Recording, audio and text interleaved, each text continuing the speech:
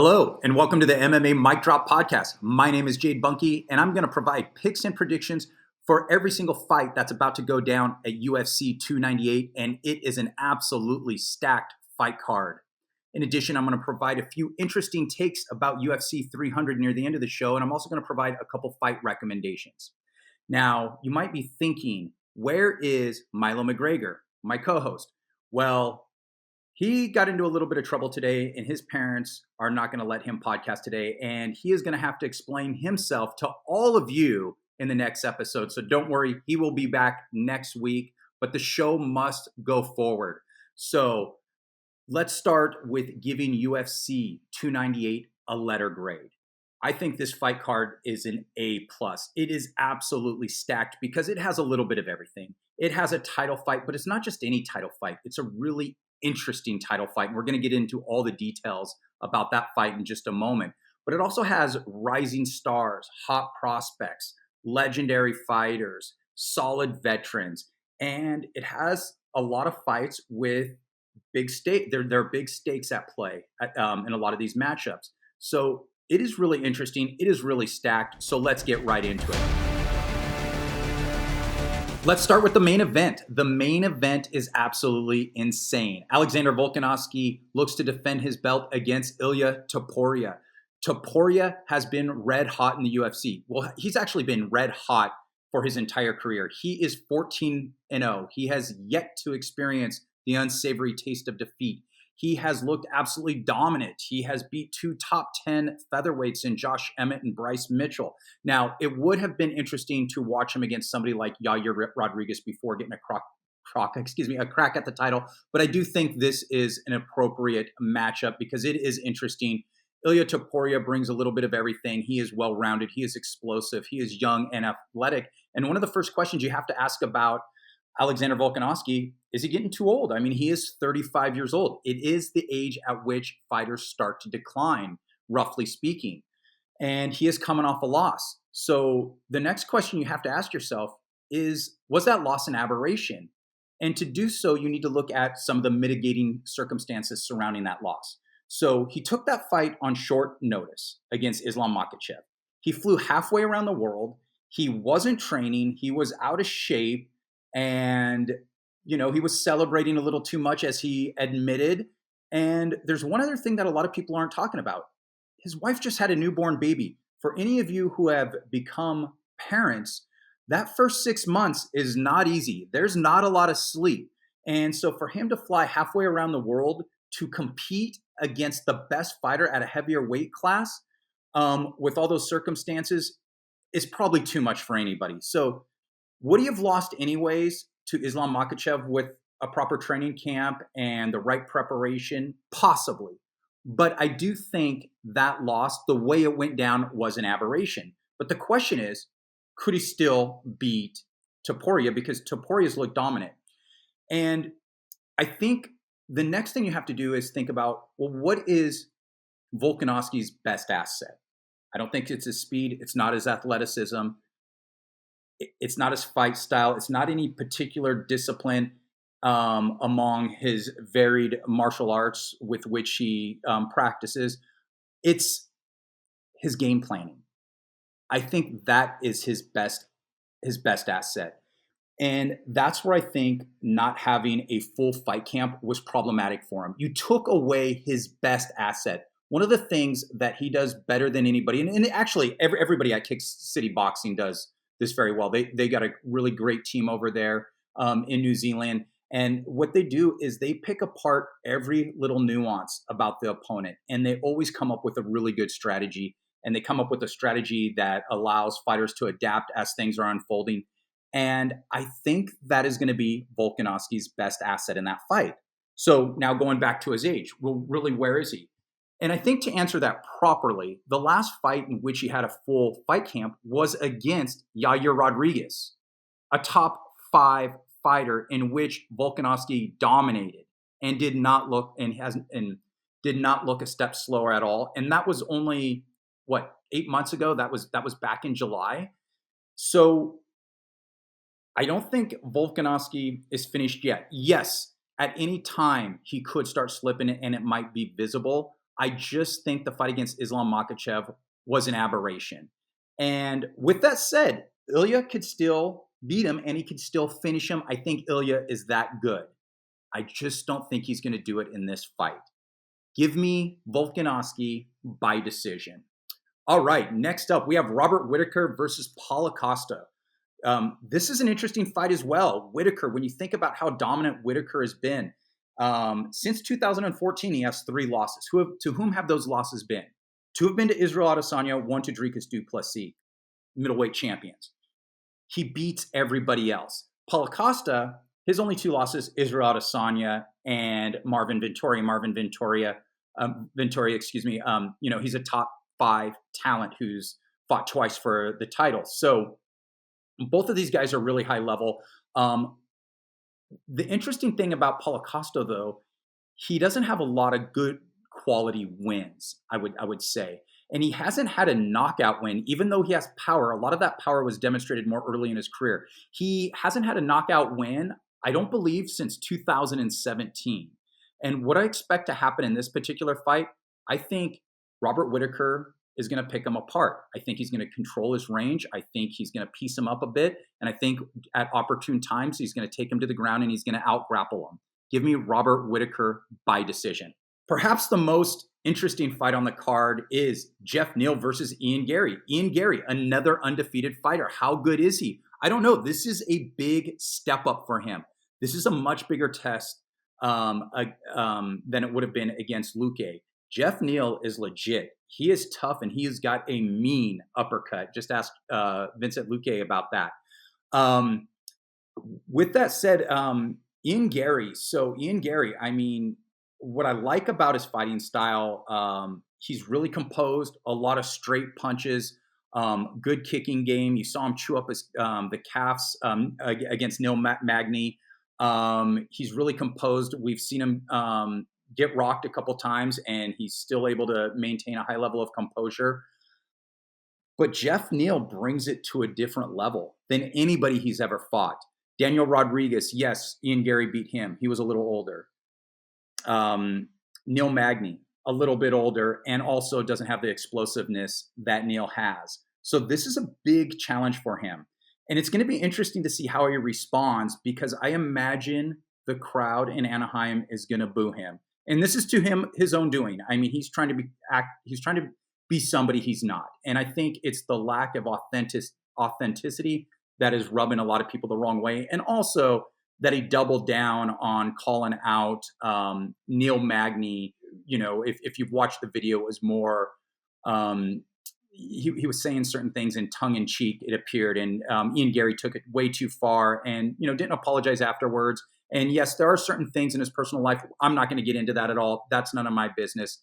But I think there's a multitude of different reasons why people are starting to turn on Garry. And it is interesting to see how he's going to respond being the villain. Some people love it. Some people don't. And this is an interesting fight. I really don't know what's going to happen, but give me Geoff Neal by decision. I think Geoff Neal might be a little too much for him. But if Ian Garry is able to pull out a win here, that tells me he's a legit top 10 guy. And he has the potential to, really make some noise in the top 5, and we will see. So this is a really, really big step up. All right, moving on. Merab versus Henry Cejudo. And this is a testament to how stacked this fight card absolutely is. This is the 4th from the top. This is probably a title eliminator. Whoever wins is probably going to get a title shot. Merab better get a title shot if he beats Cejudo. I mean, he deserves it. He's earned it. He has not lost. I believe it's in 9 fights or something like that. And when you break down this fight, I think the most interesting thing is relentlessness. Merab's relentlessness. Excuse me. For some reason, I'm mispronouncing that particular word. But he has weaponized cardio in a way no other fighter has. He is constant. He will lean on you. He will try to take you down. You get back up, he's right back on you again. We saw that in the Petra Yan fight. He is absolutely relentless. And you have to ask yourself, given that Henry Cejudo is 37 years old and he's talking about retirement, is that going to be too much for him? Now, Cejudo, I mean, he's an Olympic wrestler. He's got really good power. He's a two-time champ. He actually didn't look too bad for taking 3 years off against Aljamain Sterling. That was pretty shocking. So that he looked that good and he was able to make that fight that close. So it still is an interesting matchup because he could catch Merab, and we've seen Merab rocked in fights before, but we've also seen him recover. But if I'm going to make a prediction, I think Merab grinds out a decision. I think his pace is just so relentless that Cejudo is going to have all sorts of trouble with it. And I don't think Cejudo is going to be able to catch it. Give me Merab by decision.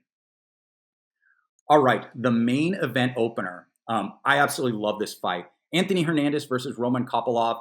Hernandez, I think, might be the most underrated fighter in the UFC. Maybe it's him, Jamal Hill,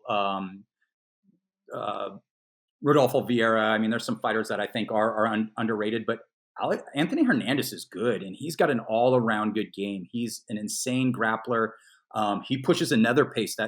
He's another guy who pushes a pretty sick pace. I mean, he is going to be relentless, and if he gets Roman Kopylov to the ground, I mean, it's going to be a problem. Now, Kopylov, he's a striker. I mean, he throws some remarkable strikes, really straight punches, some good kicks. He's fluid. He's fast. He's got good power. And he's looked really good in his last 4 fights, but he hasn't fought really good competition. So what's going to happen? Again, this is one of those things why this fight card is so interesting. There's a lot of fights that can go either way, and that's what I think really makes an interesting fight card. I can see Kopylov knocking Hernandez out in the second round. I can also see Hernandez submitting Kopylov. And I'm going to go with Hernandez submitting Kopylov in the third round. If he gets him on the ground, he could wear him out, and I think he's going to push a pace that's going to be too much. And unlike Merab, I think he has better jiu-jitsu skills. I think he has better submission skills, and I think he's more likely, if he's wearing somebody out, to be able to finish the fight. So give me Anthony Hernandez by third round submission. All right, the top prelim. This is an incredible prelim. Amanda Lemos versus Mackenzie Dern. Mackenzie Dern, best Brazilian practitioner in the UFC among female fighters. Amanda Lemos, we watched her against Weili. She was dominated there, but Weili dominates just about everybody. This is an interesting fight. Lemos has the power advantage, and she's more technical in a variety of different areas. And I think if Mackenzie Dern can get her on the ground, though, I think she's going to represent some pretty big problems for her. And I think Mackenzie Dern will initially struggle to get her on the ground, but I think she will get her on the ground. I think she's going to come out with a little bit of a different approach than she did against Andrade.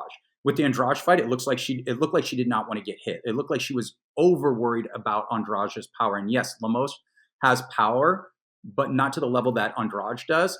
And I think you're going to see a more confident Mackenzie Dern. I think you're going to see a more aggressive Mackenzie Dern. And I think at some point the fight's going to go to the ground. And I think by the second round, Mackenzie Dern's going to win by submission.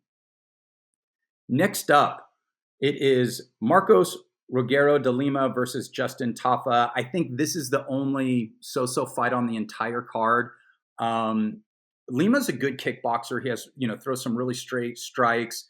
Can chew up your legs a bit, has some good power, but he's old. I mean, he's 37. So he is at that stage where he's going to start to fall off a bit, even at this weight division. But with that said, Justin Tafa has not looked that good. Yes, he has won, I believe it's 4 fights in a row, and he's been knocking people out. But look at who he's fought. He has fought the bottom of the barrel of the heavyweight division, and his knockouts come by these big looping right hands. He's very sloppy. Now, given the age difference, there's a tendency to want to pick Tafa, and he could catch De Lima, but I think De Lima is going to piece him up with better technique throughout the fight and give me De Lima by decision. All right, next up, now we get to one of the hot prospects on the card, Rinya Nakamura versus Carlos Vera. Now, Nakamura, he's 8-0. I mean, he's undefeated. He has looked absolutely dominant in all of his wins. He's really young. He is a high level, and I mean a high level wrestler. And Carlos Vera is not really that high level of a fighter. He did not win, or he lost, I should say. He lost, I believe it's to Brad Katona on the on last season's tough. And I think Nakamura is going to destroy him. And I think he wins this. I mean, he can knock him out. He can submit him. I'm not sure exactly how this is going to go, but I think he's gonna piece him up on the feet. He's gonna do some serious ground and pound, and give me Nakamura by first round TKO. All right, next up, Zhang versus Ribeiro. I'm purposely not pronouncing Zhang's first name because I don't know how to pronounce it, and I honestly I don't know too much about these fighters. I've only watched one fight of each of them. I know Zhang is I think a little more athletic. He doesn't have the reach that Ribeiro has. Should be a fun fight. Two prospects. Give me Zhang by third round TKO. Now, somebody that with whom I am familiar is Danny Barlow. Danny Barlow and Josh Quinlan. This is an interesting fight. And I think Danny Barlow is good. I think he is real good. He has crazy power. He has crazy athleticism. He has good kicks. This guy has incredible potential. So it's going to be interesting to see how well he does in the UFC, because he has all the raw tools to really, do something good, to be an exciting fighter to watch for quite some time. Josh Quinlan looked good, coming up to the UFC, excuse me. He has a loss, though, in his first UFC fight, coming off a win. I think he's a little one-dimensional. I think he's going to get absolutely blasted by Danny Barlow, who has probably the best nickname on the fight. His nickname is Left Hand to God, and I think that's where he's going to send Quinlan in this fight. Give me Danny Barlow, first-round knockout. All right, Oban Elliott versus Val Woodburn, another prospect fight. I don't think it's either of these guys are as high level as maybe Danny Barlow or Nakamura. I think Elliott, he's really tough, and he's got some dog in him, and I think he's going to wear out Woodburn. Woodburn, he only has one loss. It was to Bo Nickel, but he got absolutely blasted by Bo Nickel very quickly, a little over 30 seconds. The fights before that were not really high level, so it's hard to say if he has really anything in him to be a solid UFC fighter. Maybe, maybe not. I don't know. I don't think this is the fight. Give me Elliott by third round TKO. The opener, and this is an excellent opener, Andrea Lee versus Miranda Maverick. Maverick 12-5, Lee 13-8. I think Maverick's actually a really solid fighter. I know when she came into the UFC, there was a lot of hype. She hasn't necessarily lived up to that hype, but I still think she's better than a lot of people think. She won that fight against Macy Barber. I don't care what anybody says. She beat her, and she should not have a loss there. That affects momentum. That affects a lot of things. Now, her loss to Erin Blanchfield, I think that just showed you how good Erin Blanchfield is. But with this, I'm going Miranda Maverick all the way. Give me Maverick by decision. So those are my picks. And before I can conclude, actually, we're going to do two things. I'm going to talk a little bit about UFC 300, and then I'm going to do the Kook of the Week. We don't have a Kicking It with Milo because somebody got into a little bit of trouble and is unable to appear in today's episode. UFC 300. So word's out, Dana White is going to make an announcement after this fight card in the post-conference, the UFC 298 post-conference. What is it going to be? Actually, no one knows. A couple things can still fall in line for Dana White and company. I mean, think about a couple fights that are possible right now. You have Leon Edwards, not against Belal Muhammad, but against Shavkat Rakhmonov. Imagine if that's your co-main event. Imagine if you announce that as your co-main event. Everybody would be happy. You don't need to force it against Khamzat Chimaev. You don't need to force it against Belal Muhammad. Shavkat Rakhmonov versus Leon Edwards is the fight to make. But the co-main event. So what would be the actual main event? And this is the tricky one. I'm wondering, Tom Aspinall. Now, there's only two people against whom Tom Aspinall can fight that can make it UFC 300 worthy in the UFC. Actually, no, you know what? Scratch that. There's 3 or 4 people. So let's look at those. There's John Jones, right? hey, he's tackling rugby players right now. So look, on social media. So it looks like his pec is perfectly healed. Will he be willing to fight Tom Aspinall? We know he doesn't want to fight Tom Aspinall. We know nobody wants to fight Tom Aspinall. Speaking of which, check out our last episode, Baddest Man on the Planet, in which we talk about Tom Aspinall and how quickly we think he can finish everybody in the UFC, which is why no one wants to fight him.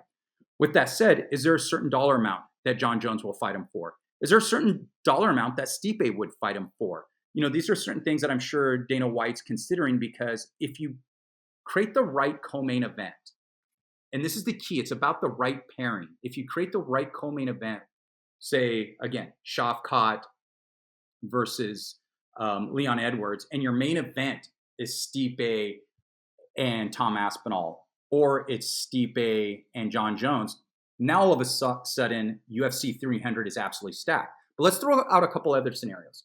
The other two fighters he could fight are either Gelton Almeida or Curtis Blaydes. Now you might think, okay, they're already matched up against each other in Brazil. True. I'm wondering if there's a possibility that the UFC doesn't pull Almeida, because he's the person the fans want to see in Brazil, less so Curtis Blaydes. Maybe have Aspinall versus Curtis Blaydes at UFC 300. Now you have an opportunity to have maybe Shavkat and Leon Edwards headline, and you can also have Curtis Blaydes and Tom Aspinall in the co-main event. I don't think anybody's going to be upset about that. I think that takes the pay-per-view to a whole new level. So what do you do about that fight card with Gelton Almeida? Give him another top 10 guy. Give him Volkov or somebody, somebody in the top 10. So it's still a step up in competition. I think you can still make it work. I've heard a lot of people talking about moving Sean O'Malley from UFC 299 over. I don't like that idea of moving people from, moving a main event. That's what people are planning on seeing in, that's why people are going to Miami. That's one of the reasons why people are paying money to watch that fight. You don't want to change a headline like that. And that's where I say, if you're looking at UFC, if you're looking at the event in Brazil, knowing that people want to see Almeida less so than Curtis Blaydes, well, there's an opportunity to maybe bring Curtis Blaydes over to UFC 300. Again, it might not be, the spicy fight everyone was dreaming up at the beginning, but the UFC, and I think this is the biggest point of this part of the video, the UFC still has a lot of flexibility. They have the flexibility because they're announcing it after UFC 298. What happens if Topuria goes out and starches Volkanovski in the first round and takes no damage? Well, now you have a title fight against Max Holloway. And then you get Justin Gaethje matched up against somebody else. Anybody in the lightweight division will do. Now you use two of your biggest stars at UFC 200 instead of fighting each other, right? And I know that's a fight, that's an exciting fight, but I'm just saying there are opportunities. What if Volkanovski wins and does the same thing to Topuria and takes no damage? Do you give Max Holloway that shot again? Or speaking of Max Holloway, maybe you do put him against Evlov and match Justin Gaethje up against someone else. And, Dana White said things could change. Things can change very quickly at UFC 300. So I'm taking that into mind, right? What can those changes be? That's one area in which you can tinker. You can tinker with that Gaethje Holloway fight. You can also maybe remove a couple fights, or maybe, and let me be careful how I'm saying this. I doubt Dana White's going there looking and saying, I need to remove these fights. But look at the Andrade and Macy Barber fight. A lot of people are disappointed about that. That's an incredible fight. That's actually an exciting fight. Is it UFC 300 worthy? Does that open up?